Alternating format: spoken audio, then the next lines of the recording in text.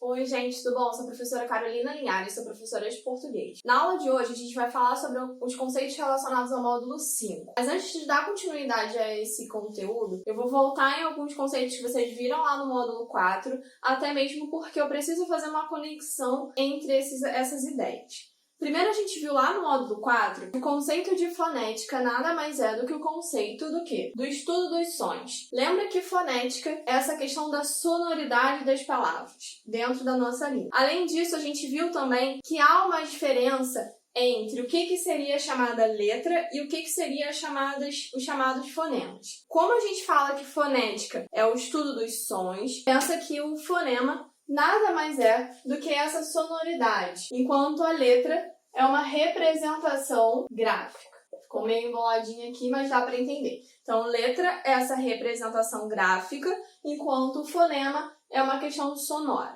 beleza? Além disso, nós vimos também que existem 3 tipos de fonema. A gente viu que há o primeiro, as chamadas vogais. O que seriam as vogais? Além de saber que vogais são as letras A, E, I, O e U, a gente sabe também que isso tem uma diferença em relação às consoantes. E qual seria essa diferença em relação às consoantes? Pensa que as vogais, quando a gente pronuncia esse som, ele não tem um bloqueio. É sem bloqueio, sem um impedimento sonoro. Enquanto as consoantes, há esse bloqueio. Como assim? Quando eu pronuncio as vogais A, E, I, O, U, esse som, ele sai pela nossa cavidade oral, pela nossa boca, sem esse impedimento labial, não há uma contração. Algo que acontece, por exemplo, quando a gente vai pronunciar as consoantes. Quando eu falo M, P, T, essas consoantes, elas possuem um bloqueio quando elas saem da nossa cavidade oral. Além de consoante, além de vogal, a gente viu também as chamadas semivogais. O que seriam essas semivogais? O próprio nome já sugere pra gente. Elas são vogais, mas elas são chamadas assim porque elas são mais fracas. Então, essa tonicidade, ela vai ser apresentada de uma forma menos intensa. Eu tenho 2 conceitos gerais para facilitar essa ideia de semivogais. Lembra que a gente falou na última aula que a letra A, ela sempre vai ser classificada como vogal. Então, ela sempre vai estar ali dentro de uma oração, ela vai ser classificada nunca. Caso haja uma outra vogal dentro de uma mesma sílaba, a gente vai dizer que essa outra, de menor intensidade, é chamada de semivogal. Então, quando eu falo, por exemplo, a palavra caixa, nesse caso aqui, né, a gente separa a sílaba assim, eu tenho uma vogalzinha aqui, uma vogalzinha aqui. Essa letra I, ela não é chamada de vogal. Primeiro, porque ela tem uma intensidade menor. E segundo, porque dentro de uma mesma sílaba, a gente não pode ter 2 vogais. A gente já falou isso na última aula. Então, essa seria uma semivogal. Beleza até aí? E aí que a gente já retomou esse conceito de consoante vogal e semivogal, a gente vai falar um pouquinho rapidamente sobre a classificação dessas vogais. Pensa que as vogais elas podem ser classificadas sobre um conceito de serem orais ou nasais, como assim? A partir dessa ideia de cavidade nasal ou oral, eu vou ver se esse som ele traz um aspecto mais relacionado ao nosso nariz ou a nossa boca. Eu falo, por exemplo, palavras como casa, eu tenho aqui 2 vogais que são classificadas como orais porque essa sonoridade ela sai pela boca. Agora, quando eu falo palavras como tempo, nesse primeiro caso aqui, essa sonoridade, lembra que a gente falou na última aula da representação fonética que é feita dentro dessas barrinhas? Pensa que esse tempo, essa sonoridade, ela é apresentada de uma forma diferente. É meio, né, a gente fazer essa ideia, mas fica em casa treinando para vocês terem essa concepção. Pelo menos vocês não estão fazendo em sala de aula. Façam em casa pagando mico sozinhos. Então, esse tempo é como se eu fizesse assim. Esse tempo traz uma ideia nasal. Já quando a gente fala em tônicas e quando a gente fala em átonas, a gente fala de um conceito de intensidade. Se ela é forte ou se ela é fraca. E aí, quando a gente fala em tônica e átona, a gente está falando uma questão de intensidade. Pensa que essa tonicidade, essa ideia de ser forte ou ser fraca, a gente consegue identificar. Eu posso falar, por exemplo, a palavra até. Nessa palavra até, eu tenho 2 vogais, eu tenho essa separação silábica, mas na primeira, a gente vai dizer que ela é um pouco mais fraca. Então, ela vai ser chamada de átona. Enquanto até, o ela é mais forte, então ela vai representar uma ideia de tônica. Foi esses dois conceitos? Isso são conceitos que vocês veem lá atrás quando a gente fala em sílaba forte e fraca. Tônica é a forte, átona é a fraca. Quando eu falo em abertas e fechadas, é como essa sonoridade sai. Se eu falo, por exemplo, avó, se eu falo avô, olha aqui uma vogal aberta e uma vogal fechada. Avó, ó ou avô, eu tenho essa distinção sonora. Por que a gente fala dessa classificação das vogais? A partir dessa distinção sonora, a gente consegue fazer uma distinção vocabular, por exemplo. Quando eu falo avó, eu sei que avó é diferente de avô. Então, por mais que isso possa parecer simples, a gente consegue facilitar essa comunicação a partir dessa distinção. Foi, beleza? Certinho até aqui? Quando a gente fala em dígrafos, então por isso que é interessante a gente retomar aquela ideia de fonema, a gente tem que pensar que o dígrafo nada mais é quando a gente tem duas letras representando um único som, um único fonema. A gente tem dois tipos de dígrafos, os consonantais e os vocálicos. Os consonantais são mais comuns. RR, NH, SS, por aí vai. A listagem está no livro de vocês. Eu só coloquei alguns exemplos para isso ficar mais concreto, mais claro na minha explicação. Quando eu falo a palavra ninho, essa aqui apresenta uma única sonoridade. Eu tenho duas letras, mas a sonoridade é uma só. Nho, nho. Quando eu falo carro, esse é representação de duas letras em um único som, um único fonema. Isso eu acho que fica claro de uma forma geral. Quando a gente fala nas observações aqui, nos vocálicos, a gente tem, por exemplo, a palavra onça. Isso aqui nada mais é do que essa representação gráfica, né? Lá, as barrinhas. Eu tenho um O como se tivesse um tio. Então, onça. Algo parecido acontece com a palavra sangue. Então, aqui eu tenho esse ang. Nesse caso, a gente tem dois tipos de dígrafos, né? Esse primeiro, que é o vocálico, e quando eu falo gu, né? Sangue, aqui eu também tenho um dígrafo, mas é um dígrafo consonantal. Foi, sangue. Esse U, ele não é pronunciado de uma forma, né? Claro. Já coloquei aqui uma observação para isso ficar um pouco mais claro, para a gente não confundir alguns conceitos. Pensa que quando a gente tem palavras que terminam em am, em, essa sonoridade final, ela não vai ser classificada como um dígrafo. Quando eu falo a palavra, por exemplo, ontem, nesse caso eu tenho um primeiro caso de dígrafo, mas logo após eu não tenho um dígrafo. A gente vai falar que há a presença de uma vogal, mas de uma semivogal também. Como assim? Quando eu falo a palavra ontem, olha a sonoridade única aqui. Tenho duas letras representando uma única sonoridade. Agora, quando eu falo a segunda sílaba, que é o tem, olha a sonoridade sendo diferente. Além desse sendo pronunciado com um tiozinho, né, esse em, eu também tenho uma sonoridade de uma semivogal, que seria o i nesse final. Então, ontem. Algo acontece parecido com a palavra também. Então, aqui eu tenho o né? Mas eu também tenho esse em aqui. Então, esse em, i. Também, i. Então, esse i, ele vai fazer com que essa ideia de duplicidade vai existir. Eu não tenho um único som, eu tenho dois. Caso eu tenha dois sons, eu não vou chamar de dígrafo, beleza? E já que a gente viu que o dígrafo nada mais é do que a representação de duas letras com uma única sonoridade, pensa que dentro desse dígrafo a gente vai ter a chamada letra diacrítica, ou seja, é aquela letra que não apresenta um som na junção. Quando eu falo, por exemplo, a palavra carro, a gente já viu que há um chamado dígrafo. Então, aqui eu tenho uma única representação sonora. Uma dessas letras, no caso a segunda, vai ser a minha letra diacrítica.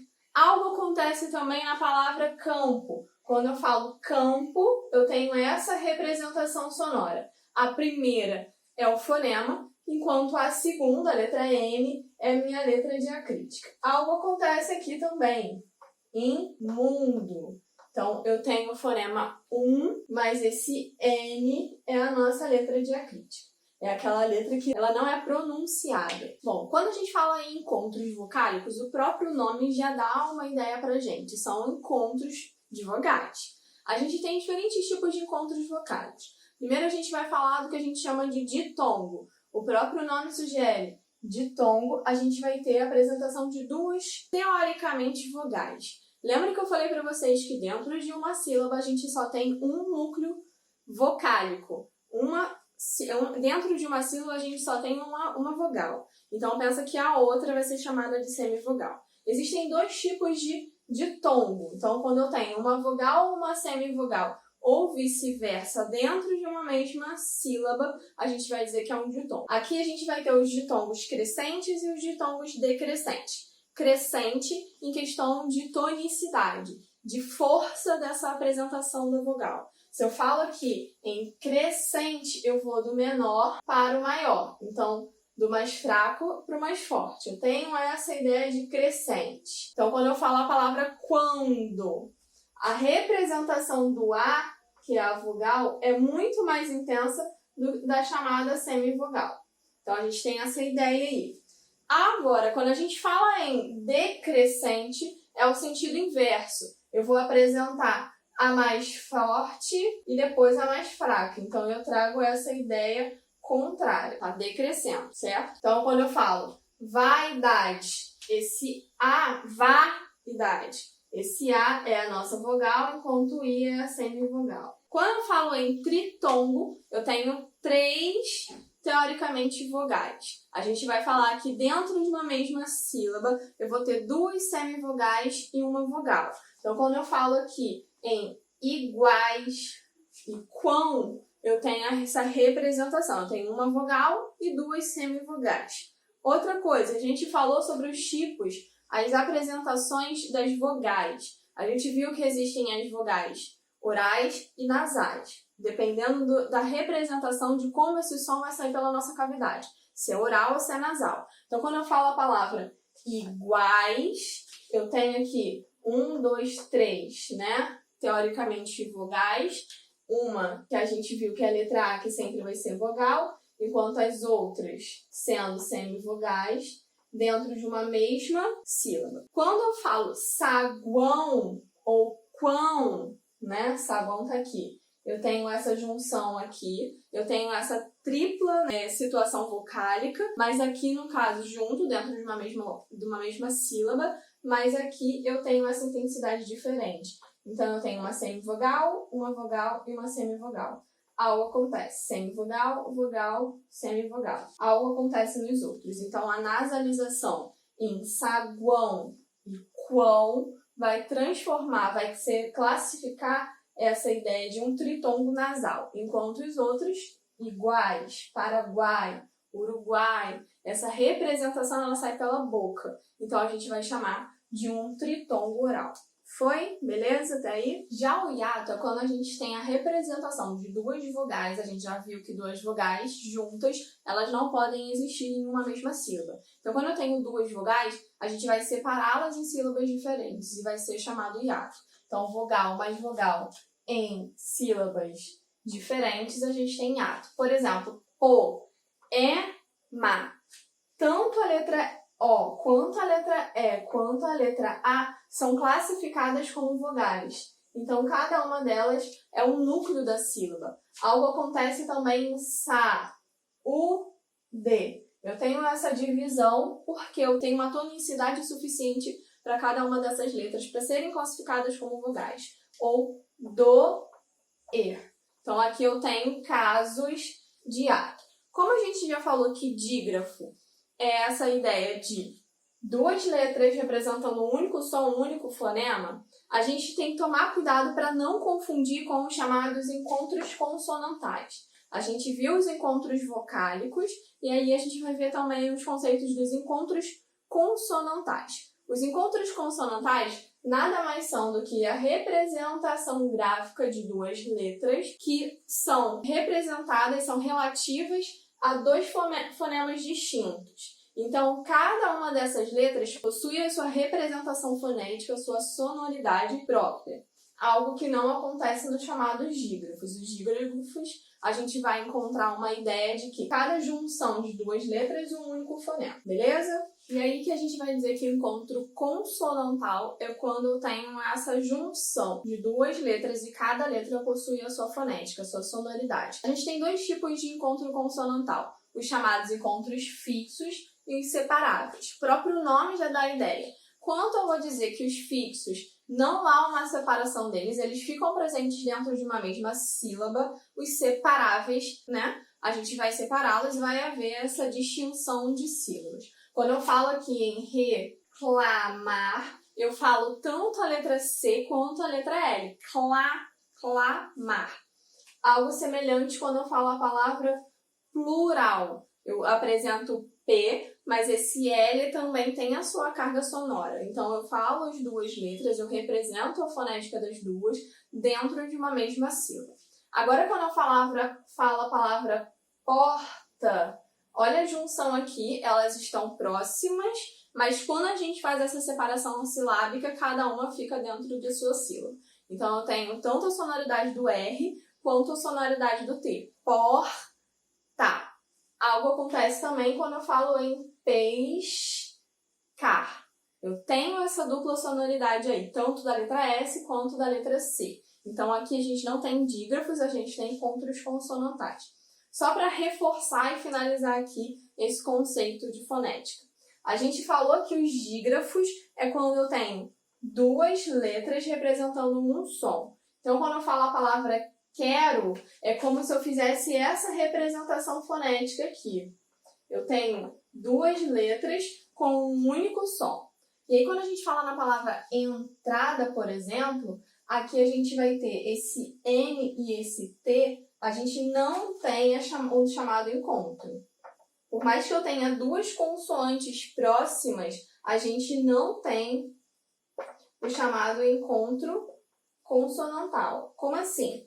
Esse N é como se ele se juntasse à vogal anterior, que faz parte da mesma sílaba. Então, aqui a gente tem o chamado dígrafo. Entrada. Por mais que eu tenha duas consoantes aqui próximas, elas não serão classificadas como encontro consonantal por conta disso, por conta dessa sonoridade aqui. Eu tenho um chamado dígrafo nessa primeira sílaba. Já entre as letras T e a letra R, aqui sim há um encontro consonantal. Eu tenho aqui dentro dessa sílaba a sonoridade tanto da letra T quanto da letra R. Então, entrada. Eu falo as duas, eu represento foneticamente essas duas, né? Essas duas letras. Então, a gente falou de uma forma geral na aula de hoje, só para a gente fechar. Falamos sobre fonética, revisamos o que seria fonema, o que seria letra, representação gráfica da letra e fonética, a representação sonora. Vimos também os encontros consonantais, que a gente vai ter os ditongo, tritongo e hiato. Quando eu faço essa separação, eu tenho duas vogais. A gente viu agora também, por último, os encontros consonantais e lembrando, ressaltando que os encontros consonantais, eles, por mais graficamente semelhantes aos dígrafos, a gente tem que pensar sempre nessa sonoridade, a gente está trabalhando com fonética.